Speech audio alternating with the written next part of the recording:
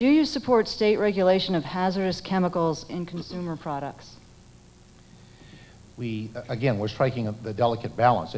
I wouldn't, in an encompassing fashion, support any legislation that addresses all of the products on the market. They have to be reviewed. I think some products need to be accepted, some products need to be rejected when it comes to the issue. I'm not an inclusive person when it comes to this particular question, because we've addressed it before in forums. Some products come into this marketplace and have the ability, and should have the ability, frankly, to be sold to the public without a restriction. Others do not. And I don't think this is an all-inclusive question. It hasn't been for me from the beginning. Thanks. Thank you. Barbara Merrill? Thank you. Prior to being elected to the legislature, I spent 13 years of my professional career advocating for children with special needs. And the environmental hazards are real, and we need to pay very close attention to it. And the more you read about it, the more concerned that you get. I support the state undertaking a very comprehensive review of the hazardous chemicals that are found in household substances, household products, and if the science tells us that it is a problem, we need to work towards eliminating them here in Maine. Thank you. John Baldacci? Well, it is a problem, and the state is doing something about it. I've formed a task force that's actually looking on the state to do its when we do our procurement policies, we're going to be looking to purchase chemical-free and toxic-free products as a state. What I'm trying to do is establish the state as a model of best practices so that we can demonstrate to residents and businesses alike as to how it's being done. It's the same way we approach the energy issue. When we tried to and have successfully reduced by 8% greenhouse gas emissions, by burning biodiesel, by going to hybrid vehicles, by doing telecommuting and van pooling, in those initiatives to demonstrate to businesses and individuals how it's done.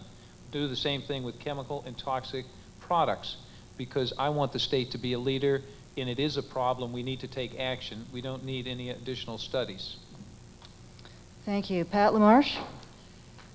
I agree. I don't think we need any additional studies. I think we know that they're labeled toxic. And then when we study them on poor defenseless animals that, that don't really need to be studied on again. We simply need to look for alternatives, and they're out there. There are many alternatives. Most of these toxic chemicals are derivatives of petroleum products anyway. So the fact that we use them in the first place is a major problem, because we are running out of the petroleum products, and synthetic insulin is also a petroleum product, and if I had my druthers, I'd keep making the insulin as long as I can and not be making the toxic chemicals. So we really need to just go for alternatives. I used to be the director of advertising and public relations for Ellsworth Builder Supply, which is one of the largest lumber and building supply firms on the East Coast.